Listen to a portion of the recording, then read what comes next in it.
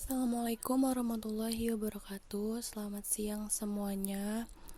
Pertama-tama yang saya hormati dosen pengampu sastra banding Ibu Niwayan Ayu dan teman-teman kelas R5F yang saya sayangi. Perkenalkan, kami dari kelompok 6 akan menyampaikan materi tentang menentukan ide atau gagasan tentang masalah penelitian sastra banding dan menentukan objek kajian. Sebelum masuk ke materi, saya akan memperkenalkan rekan-rekan saya, yaitu Fahri Fatur Rahman, Virgina Hani Iranda, Arneta Agnia Faza, Rizka Febriani, Junita Sabrina. Yang pertama, menentukan ide atau gagasan. Sebuah ide seringkali muncul dengan tak terduga atau tiba-tiba. Pada saat itulah, kita sering mengabaikannya dan menghilangkannya begitu saja. Sehingga pada saat kita membutuhkannya untuk membuat sebuah tulisan, seolah-olah kita tidak punya ide. Selanjutnya, pengalaman pribadi. Pengalaman pribadi merupakan sumber permasalahan yang tidak dapat ada habisnya. Dari pengalaman pribadi tersebut dapat dijadikan sumber inspirasi peneliti. Sebuah ide dapat muncul dalam berbagai situasi dan imajinasi. Misalnya, saat kita membaca, menghadiri seminar, lokakarya, diskusi, dan lain-lain. Selanjutnya, menerapkan teori yang sudah ada. Dari berbagai bahan bacaan di perpustakaan, peneliti dapat menemukan sumber permasalahan yang baik untuk dikembangkan menjadi penelitian, yaitu dengan mengukuhkan teori yang ada dengan mencari bukti baru secara empiris dari data lapangan.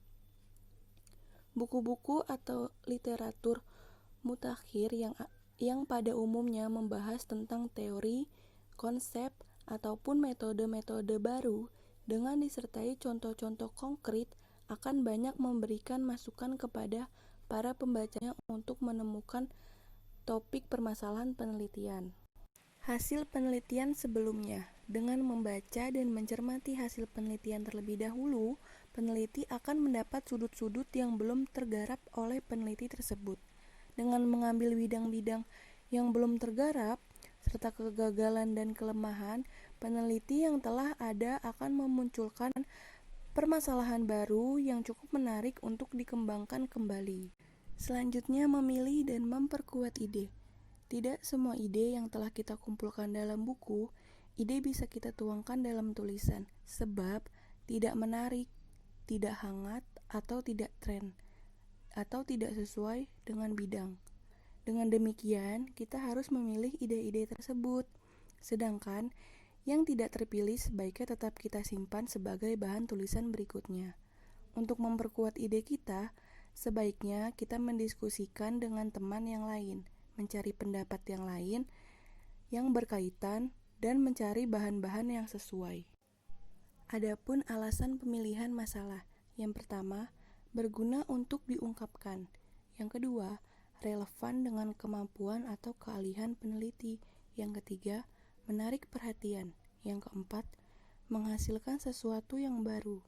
Yang kelima, data bisa dihimpun secara lengkap dan objektif. Yang keenam, tidak terlalu sempit, tidak terlalu luas. Selanjutnya yaitu merumuskan masalah. Rumusan masalah dinyatakan dalam kalimat yang bersifat kuasalitas antara dua variabel atau lebih. Dinyatakan secara jelas sehingga tidak menimbulkan interpretasi ganda dan lebih baik dinyatakan dalam bentuk pertanyaan. Selanjutnya, membaca literatur untuk mencari ide lebih luas dibandingkan dengan literatur sebagai dasar penulisan landasan teori atau tinjauan pustaka. Literatur ide berupa gambar, tulisan, atau perkataan seseorang sehingga dapat diambil dari mana saja, misalnya foto, diagram, buku, majalah, koran, televisi, dan sebagainya. Bisa juga dengan cara menjelajah internet. Yang pertama, membantu menguatkan ide sekaligus merumuskan ide, sekaligus merumuskan masalah yang akan dipecahkan. Yang kedua, paling mudah menggunakan search engines dengan pemilihan kata kunci yang pas. Boleh langsung kata dasar atau menggunakan how to. Yang ketiga, internet menyediakan beribu-ribu informasi, maka penuturan kata kunci menjadi penting, sehingga kalian tidak perlu jenuh karena harus mencari satu persatu. Yang kedua, menentukan objek kajian. Objek kajian adalah bahan penelitian yang menjadi fokus sastra bandingan. Objek berkaitan dengan muatan apa yang terdapat dalam sastra, yang dominan dan layak dibandingkan. Persoalan objek sastra bandingan berkaitan dengan tema, tokoh, aspek sosial, kecerdasan emosi, dan sebagainya. Sastra banding merupakan salah satu ranah studi sastra yang memerlukan objek khusus. Objek ini perlu dipilih atau diseleksi agar penelitian berjalan dengan maksimal. Sama halnya dengan metode pengumpulan data pada penelitian objek yang lain.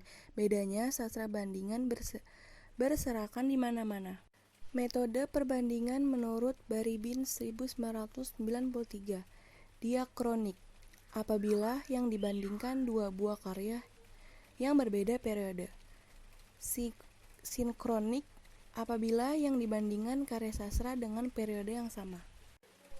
Hingga dewasa ini belum ada metode yang tepat untuk sastra banding, masih selalu diraba, ditelusuri, serta trial and error. Namun yang paling lazim sering digunakan adalah metode diakronik.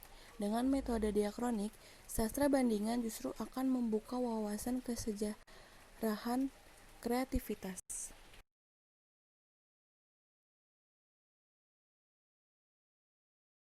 Cukup sekian materi yang dapat kami sampaikan kali ini.